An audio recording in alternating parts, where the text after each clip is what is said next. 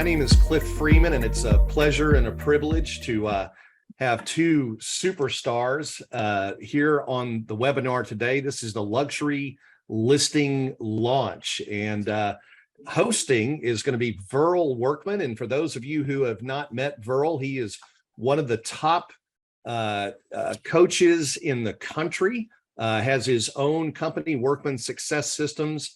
And for the past 20 years, he's been a public speaker, consultant, and coach. He trains and motivates. We actually are privileged to have a master license with Verl for the Workman Success coaching program that's online that we use with folks in our group. And we're excited about that. It's been a great partnership. And I want to go ahead and bring Verl on so he can introduce our special guest today. Verl? Thanks, Cliff. And thanks for having me. And I love my EXP family. We have so many great partners and so many great friends and so many great private one-on-one coaching clients that come out of your organization. You attract good people that are givers. And I think that says a lot about leadership. So thanks for letting us be just a small part of your amazing family. Thank you, Verl. So, it was interesting when Cliff and I were talking about what we could do to add value to the network. He gave me a list of things that were kind of on the top of his mind that you all had reached out and asked for and said, I really would like to talk to someone who really knows luxury, that's a true giver. And I went into my list of friends in the business, people that we coach, and quickly to the front of my list came a gentleman by the name of Jeff Biebuyck. Jeff and Dana run a team called Front Gate Real Estate out of Calabasas, New York. I've been working with Jeff since he was doing about 150 million. I think this year he'll do around 350 million as they've continued to grow their luxury business. It's been really cool to watch them. Cool thing about Jeff is he's a true rock star in the luxury business, but not only that, he's a true rock star. Where he comes from is he's been in the music industry. His band was managed by Gene Simmons at Kiss. When he mentioned, being a rocker and coming into real estate, it's kind of a cool thing. He's a founding member of Front Gate Real Estate. He comes from the corporate world. He was the CEO of a multi-million-dollar corporation called Dreamline Entertainment, which did video production and the distribution of DVDs and movies and software. You remember DVDs? Jeff, that was a big deal, wasn't it? That was like the frontier at one point. I know. He got his license as an investor to come into real estate and flip houses, and he learned that there's a lot of opportunity there. So you'll get to know Jeff as we just get talking. Jeff, just say hi to everybody, and thanks for being here with me today. Oh, thank you. It's kind of just weird too, because it's like, I don't know. I put my pants on one leg at a time too, and you always start from somewhere. And what's great about this is just there's no secret formula. We'll get into it, but it's all about mindset, and we'll go over some of these points today. Just about getting that adjustment, and sky's the limit. So I'm going to encourage all of you to use the chat box for questions. If you have a question for Jeff, I'll monitor it. So as we're talking about things and you have questions, I'm going to do my best. You should be able to see Rockstar to Luxury Real Estate on your screen. Is that what everybody's seeing? Give me a thumbs up if that's what you see. All right, so Jeff, tell us a little bit about your background. This is a cool picture. I'm so glad you sent this over. Yeah, these things pop up sometimes from the past, and like some of them not so good and some good. But that's so I give you a little bit of background. I grew up in Detroit, moved out to California. I think Verl said New York, but it's actually California. So I moved out to California, I don't know, the late 80s. Played the Sunset Strip with Guns N' Roses. That's actually us warming up for Guns N' Roses before they went out on tour and got really big. So we kind of hung out, and Axl's as crazy as they say he is. The lower left, that's me and the guitar player, my old guitar player. We were in a band for like 5 years, and he's played in Ozzy Osbourne. His name's Joe Holmes. He's in a band called Pharmacos. And then I'm still going at it just for fun. It's a hobby at this point, but that's us at the top left playing the Viper Room, because they're going to actually close it down. They're going to actually tear it down and make a big old, I don't know what they're doing over there, but they're building a big old suite. So anyway, moved out here with, I don't know, maybe 50 bucks in my pocket. And this slide actually makes me look like I was homeless, because I think I actually was at a point, but yeah, it's tough, when you go chasing after your dream, and sky's the limit and you don't see anything else but your dream, sometimes you end up sleeping on a bench or a car or taking showers at the YMCA, because that's what you do when you want something bad enough. And I love that you're willing to share that it wasn't always easy. A lot of people think that, you grew up with a silver spoon in your mouth and you know all the friends and you know everybody in luxury and that's how you got into it. But you came from a different state with no money and said, I'm going to get into real estate. Like, did you decide early on you were going to do luxury, or did you just start doing whatever you could make a buck? I always kind of like had the mindset of just go and do it because someone else is going to do it. And it's just zeros, right? There's just, if it's 500,000 or it's 5 million, there's just more zeros and that's it. Little bit of different mentality with the clientele, and it's actually easier than a first-time home buyer. So it's just that little bit of adjustment you have to make and not be intimidated by it. And it's just head into the storm, and it's not that hard to do. So a lot of people have self-limiting beliefs of there's a lot of preparation to get into this impenetrable, high-end market. And how do I get there? Do I have enough connections? Who do I know? Who do I not know? How long does it take to get there? The first deal I did was with a guy named Meatloaf, and I didn't know how to do a contract. First deal, I went into the bathroom, into a powder room, called my manager and said, I don't know how to do the math for the front of the contract, the deposit. I literally didn't know how to do it. And I came back out. They probably wondered why I took a contract in the bathroom, but just kind of like fearlessly went at it and just said, yeah, this is what I want, burn the ships and go ashore. And that was it. Well, I love it. So you came up, I appreciate you putting some structure to the presentation today. And we're going to talk about some of the marketing and things that Jeff does now. He thinks about real estate, but I love 4 critical elements for selling luxury real estate. Let's take the group through those and just talk about what they are. Sure.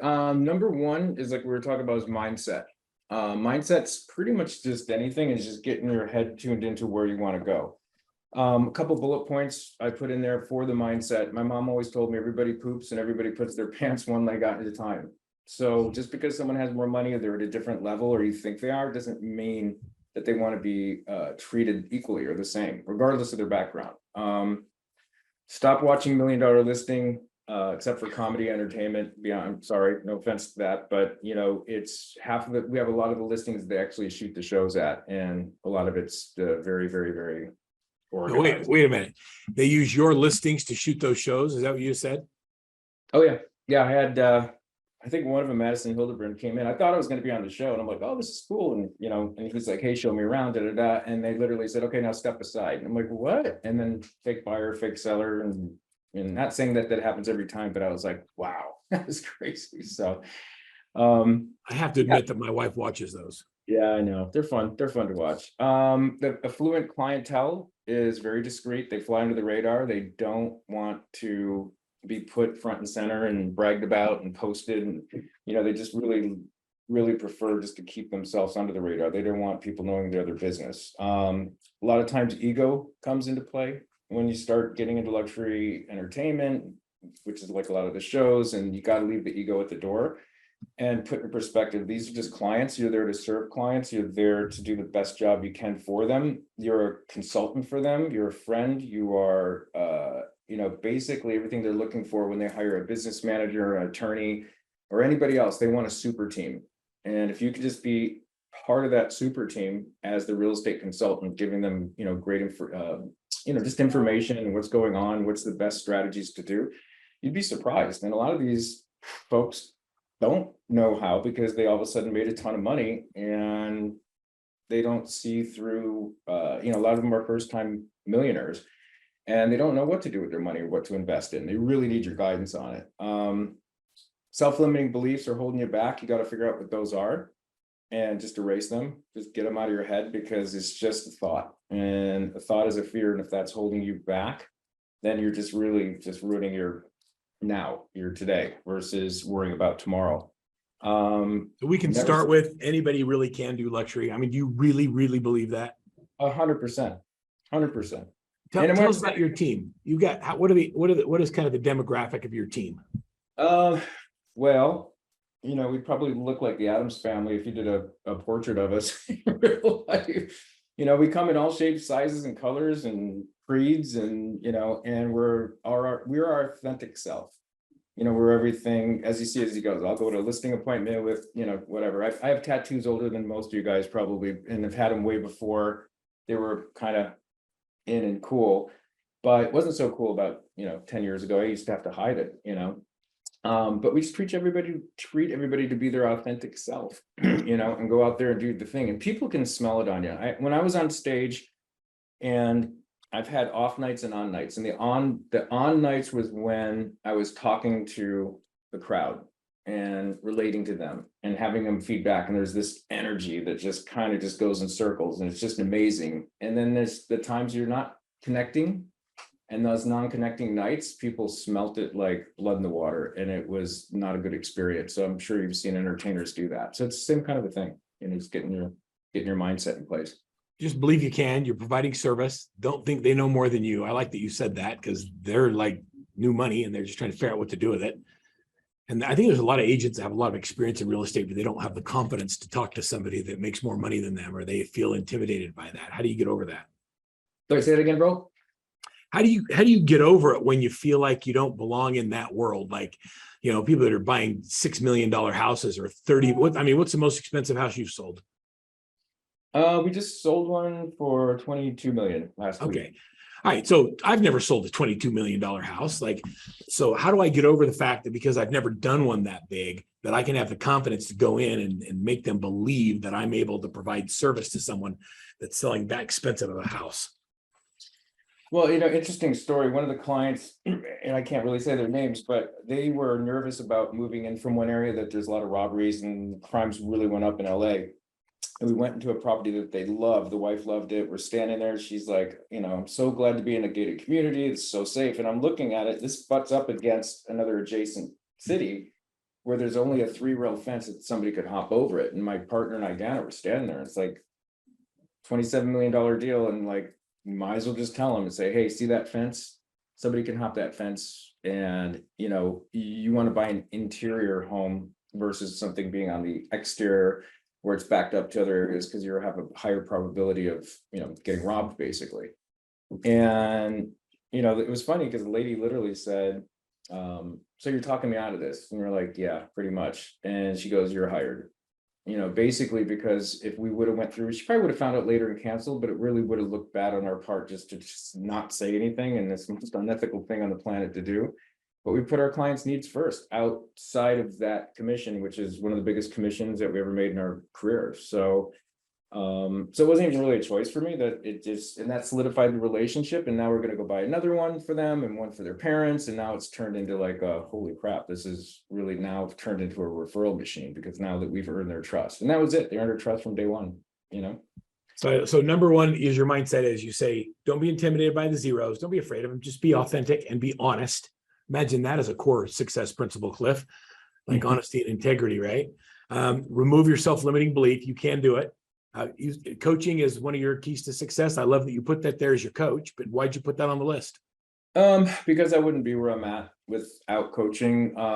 It just kind of brought full awareness of where I was to where I needed to be, and literally doubled our business, and we'll probably double it again next year. And I'm not just saying this because Verl's here. I'm not getting paid for this. I'm not asking, and Verl didn't ask me to say this, but having said that, just having the right coach in your back pocket to just kind of make you aware as you're going through the day and going through the quarter and the year and the month and looking back at everything.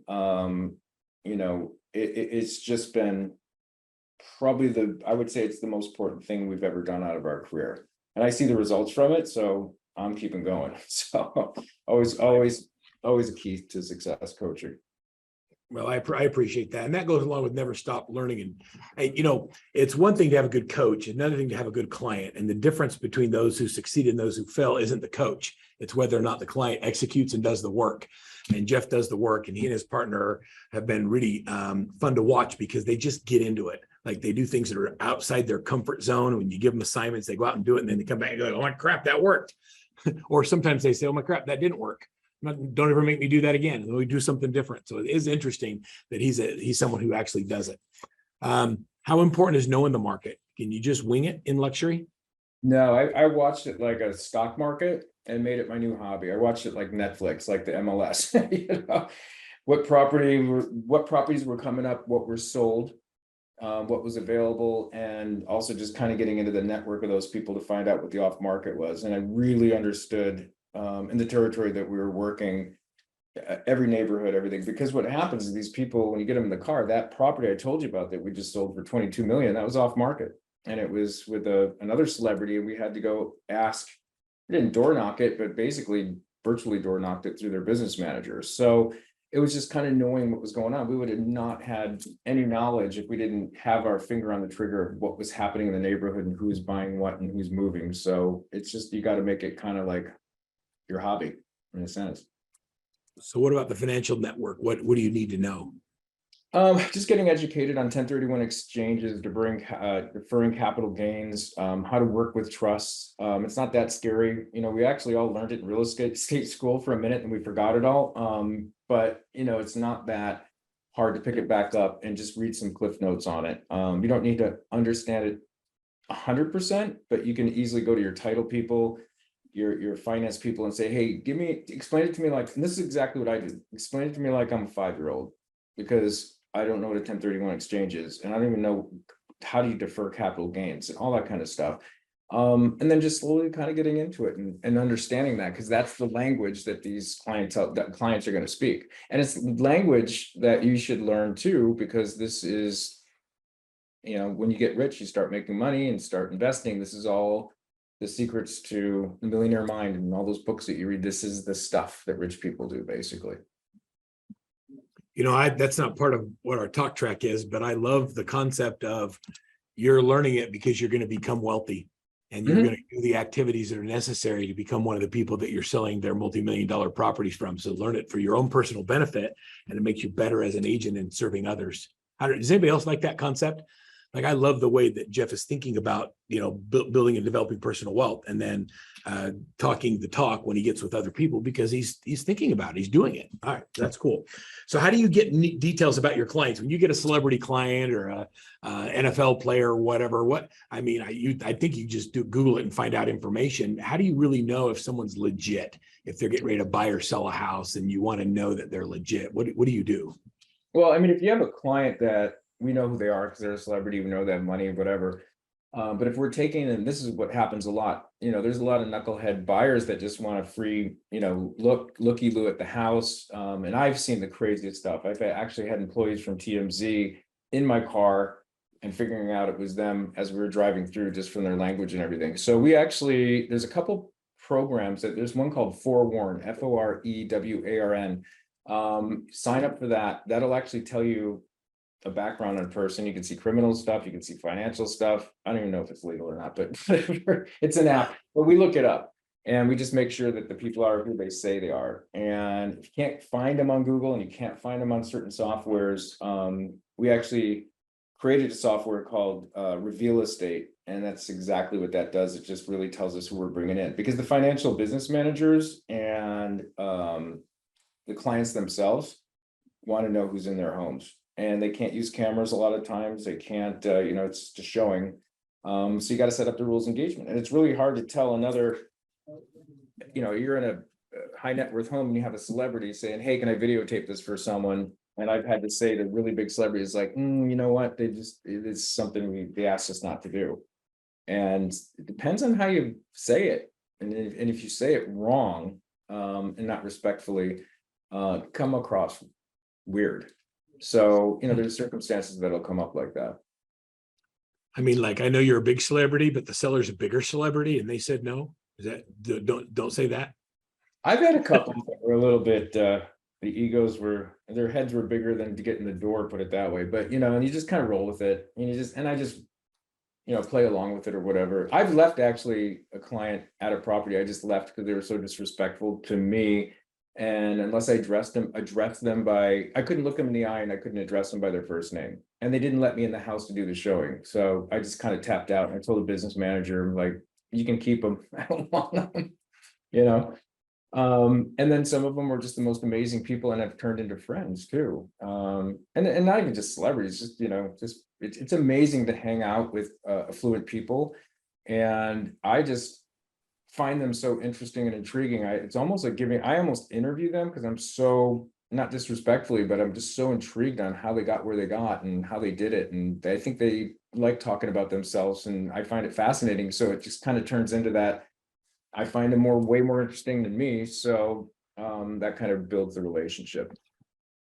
So joining or establishing a luxury team, do you tout yourself as a luxury team? Do you specialize in luxury? How do you message that to the market?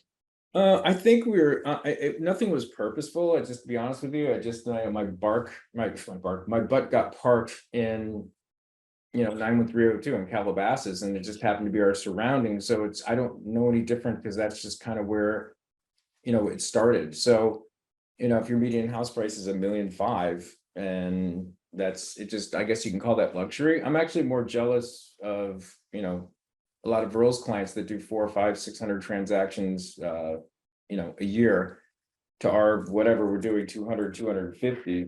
Because imagine at our price point, if we could do those kind of numbers, and it's there. I don't know, that's the Bermuda Triangle of what Verl and I are trying to figure out, is like, how do we get those kind of numbers in our Just a territory? number.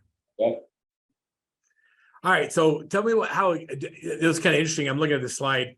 I don't think that wealthy clients expect more than anybody else. Like this is what they expect. They want you to respond as soon as possible and keep them updated and go the extra mile and fix your mistakes and keep your promises and listen. Like, is that a luxury thing, or is that an all realtor thing? No, it's a human thing. Everybody wants to be treated the same, and if you treat them the same, it'll bring them down a bit. If you're nervous to talk to people, then it's going to be a nervous conversation.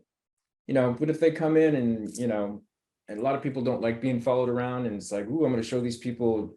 They'll literally walk in and say, look, I'm sure you know what a house looks like. I'm not going to tell you where the kitchen is. You're going to figure it out. I'm going to be right here to answer any questions you have, because I'm sure you want privacy, but I'm here to answer any questions you have. Oh, wow, great. I really appreciate that. 9 times out of 10, they're like, hey, could you come here? And then I'm following them around the whole time.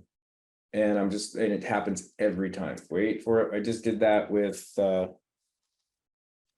was just showing Cameron Diaz a house, and I just, I was in sweatpants, and, we were just like nicest people on the planet. And I did that same line, which is just, hey, go have fun. Don't want to step on your toes. Just, let me know if you have any questions. I ended up just walking around them and then showing them 2 or 3 other off-market properties we had, because we clicked, and they just felt like it was just, a friend of theirs talking. And I just kind of look at it that way. There's nothing to be intimidated about. They should be more intimidated to talk to you. I think that's a great showing strategy for everybody. Let me know if you have any questions, and stay close, because they always do. Yep. Love that. All right, we're going to get into marketing. We're going to talk a lot about marketing. Let's talk about some of your favorite marketing strategies. Sure. There's a bunch of them. One thing, and one thing is the most important thing on anything, is just keeping your sphere and your SOI, and then finding those top 50 into your database, and staying in communication with them. I've never knocked on a door. I've never made an outbound phone call, and I've never asked for a referral. But what we do is every month, and every time we talk to someone, is that we offer them something of value. Whether it's like, hey, here's my list of favorite cool restaurants that nobody knows about. They're like, oh, that's so cool. Come with us, right? Or just doing a market evaluation for their house on a consistent basis. Takes a lot of work, but I'm going to do, we use Moxie, and we just, boom, we send it out to them, top 50, sometimes monthly. And just being there. It's like everybody knows that if they need a guy, whether it's, I just had somebody asking me about tile yesterday, from termite, you name it, they know that I'm their guy, I'm their consultant. And that's been our marketing strategy, believe it or not. Besides sending out like all the marketing stuff, they're being reminded, they know what we do. I don't have to tell them, because it's in their mailbox, it's in their inbox, and it's on social media. So we don't have to have that conversation. So it's an inbound marketing strategy, because it's hard. It's hard for me to knock on doors. I'm kind of shy, and I did scare people away in the beginning too. So I thought I was there to rob them. Didn't work out. I need to take you to where you get some shoes, some different shoes, right? It's all about the tennis shoe you wear. Yeah, and how I started basically was I went to the top agent at the time at Sotheby's, and I just walked in and I said, you know, hey, look, I want to learn what you know, and I'll do anything you want. You need an open house, you need this, you need a coffee, I will go and get it. I just want to learn.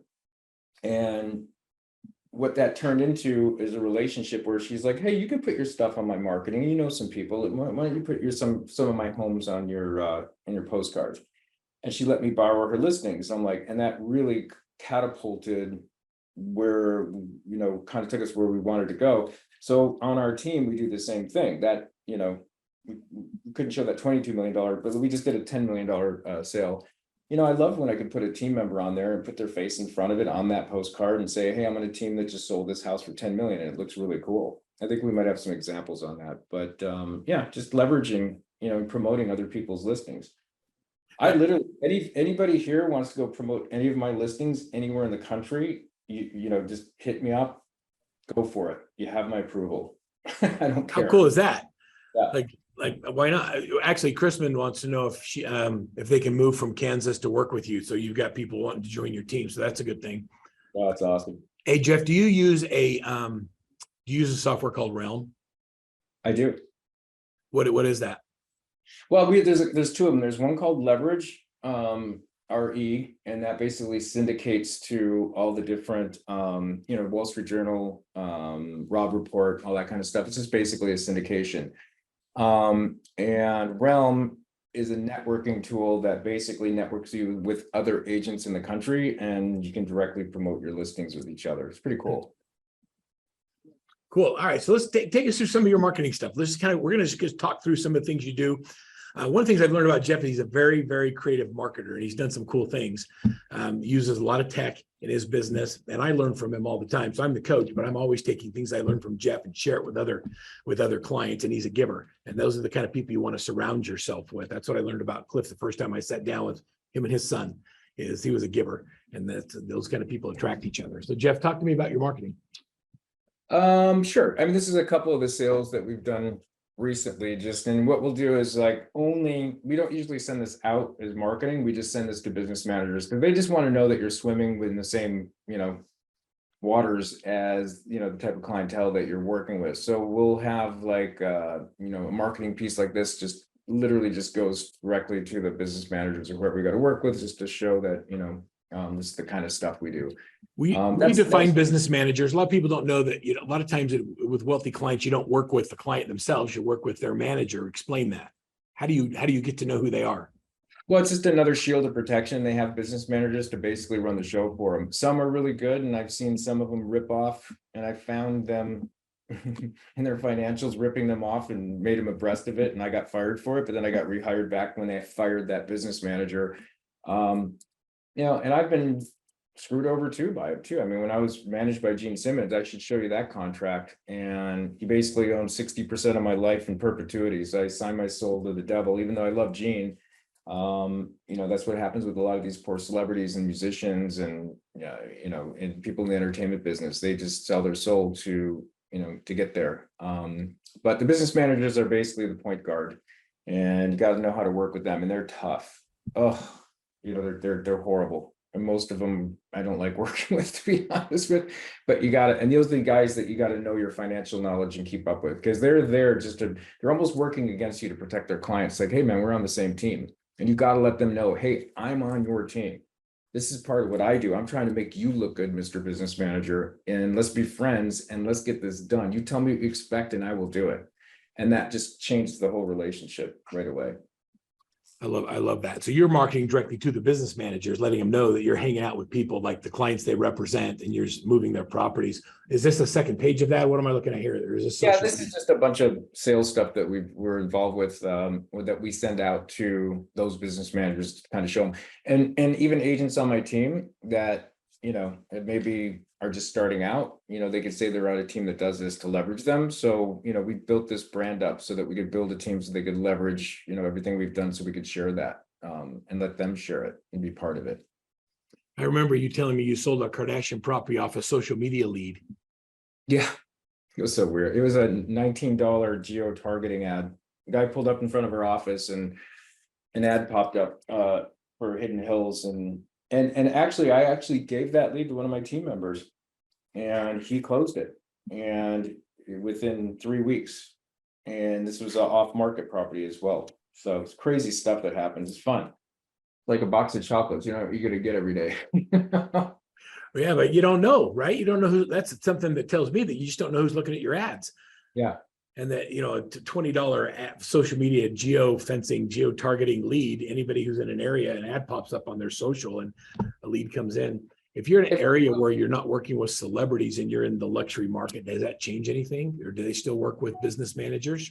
That's a good question. Linda just asked that question too. It's like, you know, these won't be celebrities. Do they have business managers? Sure. You know, very wealthy people that are smart do have business managers, depending on what level, and some not. Some are their own business managers themselves, but they're going to act the same as a business manager. So it's just getting in front of those people and trying to build yourself into that, you know. Hardest part is like, well, how do I get there? How do I start this? And that's usually where people stop. And because they just put that self-limiting belief, and it's like, well, I don't know where to start. And there's a million different ways to start. We can go over that a little bit later, because that's usually the biggest question that we have. So yeah, as we're in marketing for just a minute. So my wife actually saw this on Instagram and she's like, wait, what is Jeff doing? So I got to show you this ad. You know, in California, we're all in a big drought out west. I'm in Utah, like Lakes are dry. We're limited on the amount of water we can use. In California, they can't even water. And so this is Jeff on Instagram. I'm not gonna have the audio run. Narrate this for us. Tell me what you're doing. Basically, I'm just there in my sweatpants and a shirt. I just got up that morning, and this is going out to our clients and the celebrities. And the fun thing is that they are like, you know, and I think I had a pretty woolly beard at the time, but you know, I was just talking to the camera like it was them, like I was addressing them directly. And it's like, you know, hey, check this out. All of our lawns look like shit right now because of these stupid water regulations. So we're painting them with organic paint, non-toxic, you know, and this is what it looks like. And it makes your property stand out in the photographs because all of our competition probably didn't do it. And it's going to be a bunch of, you know, competing listings with dead grass. And so we just started painting lawns, and then we just said, you know what, let's go to our top 50 and let's go out to our clients that have these big lawns that their grass are dying and there's nothing we could do about it. And I'm like, hey man, I got a guy, you know, just pay the cost for the paint and I'll take care of it. He'll paint your lawn for you. We just sold you the house, you know, it's horrible that it all looks dead. And they're like, wow. And we painted a lot of lawns. So come on, how great is that? Cliff, I see you nodding. I think it's brilliant, huh?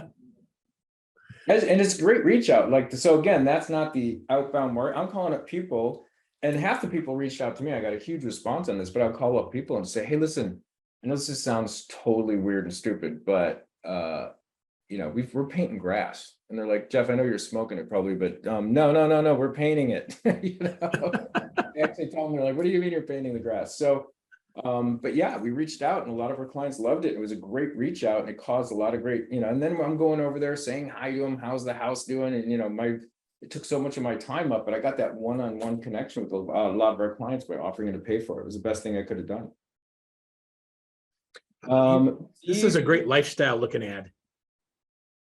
Yeah, this is a property. Well, this is what our properties look, you know, we try to take the best photographs. The competition when I was getting, we live in a gated community area. There's 23 gated communities. You can't knock on doors. You know, the easiest way to get to people is through their mailbox. And I was looking at our competition and half the postcards looked like some kid did it in word art. They were horrible, like horrible photos. Why even waste your time? So we just did a little bit bigger card, spent the money on the great photographers, and we made them full bleed. And just every time those go in, which go out, I think we mail about almost 300,000 a year, which sounds crazy, but it does work. Our ROI is huge on it. But you know, we send these out twice a week, not just for us, for our team as well. You didn't start sending 300,000. No. Now we built our way up to it little by little. But you know, we put a QR code scanner that goes directly to that property. We show them, dude, hey, trust us. Look at our ratings, Google, Zillow, Wall Street Journal, top, you know, 1% team, whatever, and send them out. And the great part about this, guys, is that our lending partner also helps us with these mailings. to send a lot of these out, not the full amount, but most of my mailings are paid for. And as long as we keep the referrals going to those lending partners and those partners, I don't pay for my postcards. Crazy. So there's a whole bunch of things going on in this ad. How important are those Zillow reviews and Google reviews and Wall Street 1.5? How important are those as you're breaking into luxury? How do you build that so you start with something? It's very important because that's what people look at first. And because now what's happening now is people are getting really, really cocooned into their fortresses, meaning now with real estate, people are getting, direct calls, they're getting, the knock on the door and the letters and all that kind of stuff. And they're getting aggressively, and my clients tell me, it's like, I got 4 phone calls this week from real estate agents that have a buyer, maybe they do, but they probably don't. So I'm like, great, have them call me. And, and we just don't do that. But what we do is just make sure we keep our referrals coming in by doing the best job on the planet that we can do, which in turn gets you great testimonials and asking for the testimonials. I just had a guy from Facebook, one of the head CEOs, moving down here from San Francisco. And he said, I saw you online and I'm choosing you 1 out of 3. And I'm like, that's great. Like, why? What did you Google? Why did you choose to pick, us? And, and the funny thing was, I think I did, and I'm not a big social media guy at all, but I did something, and I like to make people laugh. And I'm just like, I swear, I just asked Verl, I just be who I am. I said something on some Instagram post, but I was being authentic, but at the same time, giving some great information. And he said, I don't know. He goes, I just feel like I know you already. I was like, wow, really? Why? And he's like, I just went through your stuff and you sucked me in. And the other ones just seemed like stiff real estate agents. And you just seemed like you actually gave a shit. I was like, oh, cool. So, because we actually put it out to the public that we actually do give a shit about our clients. So. Yeah, and your families and your team, like they matter to you. Oh, they're everything. I get more excited if an agent, for agent first in, signs their first deal and it's, whatever, 400,000. I'm more excited about that than I am about selling a $22 million listing because I really care about our team members, and that's exciting to me. I get really excited about that. I know it sounds crazy, but I've done this, and now it's all about them. I just focus on, look, if I can make them money, we make money together. And so my focus is to make my agents money. So this is a cool card. Tell me how this is going out. It looks like it's handwritten. I don't think it is. Tell me what you're doing here. So this is AM cards. I don't know if anybody's used AM cards. So we hook them up into Follow Up Boss or CRM, and then basically we go, this is kind of like circle prospecting in a sense. We call it circle 50 or circle, we actually do 100. So we take the house and we take the neighbors, and you can see it's addressed to each neighbor's name. And we send them out to 100 to the left and 100 to the right. And we make it very straightforward. Hey, we just listed this fantastic home down the street from you, addressing them by name. If you have any friends or family member might be interested, just want to check it out yourself, let us know. Be happy to show you around. That's all we're asking for, and then here's a QR code. And if you want to schedule a private showing, call us. We're not saying we have a buyer. We're not saying anything else. We're just inviting them over. We're, hey, neighbor, come on by. That's it. And these have been extremely effective. People have walked in. We've showed the neighbor's house. We're thinking of selling. Wow, it's a beautiful photo. What a great idea. Awesome. And these have been really effective. And then we do the same one when we close. So we have it just listed, and then we just do it just closed. And I think you might have that on the next screen. There you go. So this is one of my agents, Tara. Hey, we just sold right on the front. We just sold your neighbor's home for over asking price in a week. Ding. So if you get and Verl has taught us this too. And he's like, Jeff, he goes, why aren't you marketing your listing? You should get a buyer and a half for every listing that you guys have. And why aren't you guys going for that? And that really resonated with me. And he's like, you're right. So now we started this program based on actually from Verl's recommendation. Why am I not marketing our listings more? Because who else would I ask from the agent that sold it in here under a week and over asking price and everything? We're just basically telling the neighbors, and we're like, check it out. This is what we just sold.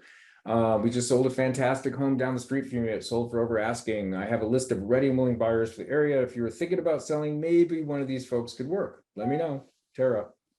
Very, very not pushy, and very effective from Lisa. I love it. People want to know if they have a copy of the presentation, and I have a bunch of questions, Jeff, I want to ask you, and a lot of come in on the text thing. But to download the tools, we have a team study. And if you want to get a strategy session, learn how to do what we're doing with Jeff, not just really doing luxury, but building a 7-figure team. That's what we specialize in. Just reach out to us and let us know you're friends with Cliff, and that makes a big difference. We'll take good care of you. Jeff, let's talk a little bit about, let me just ask you some questions if that's okay. Sure. Linda says, okay, I'm in Houston and my luxury listings they aren't celebrities. They don't always have a business manager. So how do you differentiate whether or not you're going to reach out to a business manager or not? How do you identify if you have one? If there is a business manager involved or not, they'll let you know. Oh, you'll find out. They'll tell you. They'll tell you. Most of this is all referral at this point too. Like when you're out there and you start doing a couple of them and you've worked with that business manager, you've earned their trust. I've had a lot of them that want kickbacks illegally, and I won't do it. I like to sleep at night. So anytime someone has their hand out for a kickback, I'm out. I tap out. Won't do it. A lot of agents do, but I don't sell my soul to the devil just to get to the next step. So, and it's not fair either, because if my client found out that I was paying a kickback to the business manager, how would that make them feel? Right? That could have went in their pocket. And how slimy of it for that guy. So don't want to swim with that shark. So we've actually chose to work with really big, not to work with some really big business managers as well. And my whole focus is just about the end user, the client. It doesn't matter if they're $1 million or 3 million, or 750, or their kid that they referred. I treat them all the same, just like I would with any other, $22 million listing with that, with that intent and with that focus. We use the same photographer for $500,000 for 22 million. We make them all look good. This is, this property doesn't look as good as we get up there and look at it, but we did it, we used the best photographers we could find, and we just keep that same strategy and business model. I love that you treat a $500,000 property the same as you treat a $5 million property. That's a really important thing. A couple other questions for you. What qualifies as luxury? How do you say I'm now a luxury agent? Is you're selling in the top 1%, 5%? What is there a number? No, there's no rules to it. It's all in your head. It's basically, and areas are different too. Like our luxury market might be a lot different than if you're in, Wisconsin, and they have their luxury market. So I think it's kind of geographical what you categorize it, but just treat every one of your clients like it's a luxury listing, and give them the same amount of attention and work and workflow as far as it's how you're marketing and everything, and it'll all come together. Yeah, I love that. So what does your listing presentation look like? I'm redoing it right now. It changes. Honestly, it's a moving project, because we're always changing marketing stuff up, and we try different things and make it work. I'll be honest with you, our listing presentations are hilarious, because I'll go in with Dan and my partner, we do them together. And if they want to know about the boring stuff, about the marketing, how we're going to get this in front of the right people and everything, I'm running that meeting. If they don't understand it and they're older or don't care about it, Dan is running the meeting. So it's kind of nice. We kind of ping pong off each other. But 99 times out of 10, our listing presentation has never been open. I said, hey, it's good toilet reading later. I've said that literally, because it's just like, hey, you can read up on us later, because it's mostly all conversation. It really is. And depending if they're asking for specifics, you just kind of gauge that energy and playing that crowd. Again, music background did that for me. It's like, how do I play this crowd? Every crowd's different. I've been hit in the head with bottles before, and thrown underwear. So it's all different. Different business. I just qualify that's a different business model. But it's how you play the crowd. It's how you work the room basically. And people that are not interested, that I might over talk about the marketing stuff, Dan will kick my leg and bruise it and say, they don't care. Stop. Just let them go. We had them at a low. Stop it. Let's go. So I like to talk about some of the crap or some of the challenges you have. I remember getting a text from you, and it was in the evening, and you never want this text, by the way, as a coach, can we talk privately? Like that was the text. You remember this, Jeff? It was funny. I woke up with that thought this morning, to be honest with you. And I said, what's up? And I called him and he said, I just lost my biggest commission ever. And it was supposed to close today and it's all my overhead for the next 30 days. Tell me more about that. Yeah, and I had nowhere to go for it. I was out of my line of credit. We've been investing heavily back in our business into systems and operations. And now that we have this, now we just got to add agents and add the momentum, and we're on the course to doubling and tripling our business, but we've had to invest in it a lot, and people, to getting the right people, because I was doing all this stuff. And I got to the point where, 15, 18 hours a day, literally 7 days a week was not cutting it, and, not getting any younger. So, we had to build a team and I had to hire some people. But, in the midst of all that, I doubted everything. I'm like, why did I do this? We have no cash flow anymore. How am I going to pull myself out of that? And, it's crying in my soup. And Verl's like, that's not the guy I know. He's like, get up. He goes, Jeff, pick up the phone. Pick up the phone. You're a little distracted. You're going all over the place trying to find this people and the next big deal. And da da da da da. He goes, do what you do and pick up the phone and go get it. And I did. And I called people and I just said hi and started the conversations, and we got it going, and I put 100% of my focus. Long story short, we turned around and we had the best year we ever had, and that was the launch of the best year. Coming out of the first of the year, that was just horrific, and I go through everything you guys go through too, maybe different levels. My overhead might be $1 million a year, but it doesn't matter. It's all relative to like the money you're making and what you're putting into it. So I go through exactly what you guys go through with trying to build your businesses at all different levels. And eventually, as you grow and get there, and if you decide to build a team or getting into luxury or not, doesn't matter. But when you do decide, make that decision, you are going to have these same problems as you do right now. It just is what it is. Because if you don't, that means you're not challenging yourself, and you're not going to grow. Let me, can I share this text thread, Jeff? Go ahead. I'm just going to give it to you exactly as it is. So he says, can we do a private call? Then we had a conversation and we said, all right, you shut up and get to work. You got to sell something. Actually, I said, what do you think we should do? Like, that's my favorite thing to ask as a coach. He's like, oh, my world's falling apart. My deal closed. What should I do? I go, what do you think we should do? He goes, that's why I'm calling you. And so we talked about a couple of things that he was going to do. And I said, I want you to call me back tonight and tell me what happened after you go do this. And at 8 o'clock that night, he says, I just put under contract an $8 million deal with a 30-day close. I said, there you go. Next text says, LOL, just got a $15 million listing. I need to show you this cool thing I'm doing. My response was, every day, I need you to wake up broke for the next 30 days. And you're going to be blown away. What's going to happen? He goes, ha ha.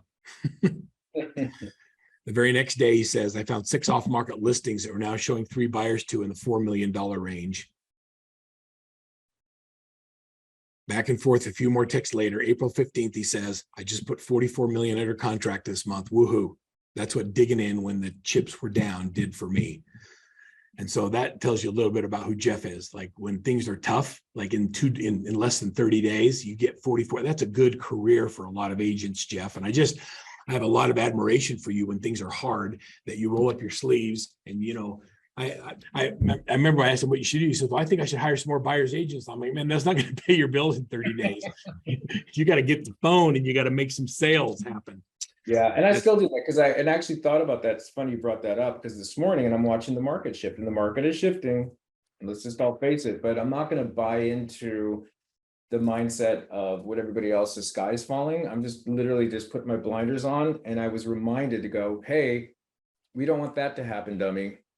Do what you did last time. And I woke up saying, I'm going to do what I did last time. And what we did, Verl, if I remember correctly, is we used that software called Text Magic, right? And there was you couldn't find any properties. Everything was just like, you couldn't find, we had all these buyers dying to, it was the height of where you couldn't get a house. So we literally reached out to the agents that have sold properties in the last, 6-7 years, pulled their names, their phone numbers, got their cell phone numbers, text every one of them and just said, hey, that property that you sold at blah, blah, blah address 3 years ago is perfect for my client. I'm not sure if you want to reach out to them, see if they want to sell, but I have a perfect buyer for it, because we went through and picked the properties that would work for these buyers. Well, our phones exploded and we found all this phantom inventory. And we just kept building on that phantom inventory. And then the next thing you know, I was just popping people into off markets, but I didn't call the homeowner and I didn't go and try to do that. I went to the agent that had an established relationship and asked them to reach out, and they're hungry. They want an excuse to call their client, and they did. And I had a spreadsheet of, I think I double popped like a $3 million deal, but I had a spreadsheet of about 20 properties for this one buyer that couldn't find anything forever. And she's like, where are you getting all these? I'm like, I don't know. This just, I got people. yeah, it just came up from that text magic. And that's the one thing that we came up with. And that kind of fueled us and got us excited and put deals together. So, and we still What do you use do? that. Hey, Jeff, what do you do for closing gifts? So we're going one tonight to Mastro's, which is really expensive. But great client. Had them it took us 5 years to close their equestrian property for 2.75 million. Referred through another, like a dressage training person that we knew of, and we're taking them to dinner.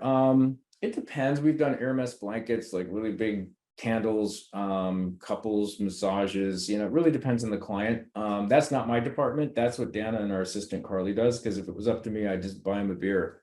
But we let them do it. I let them choose the gifts.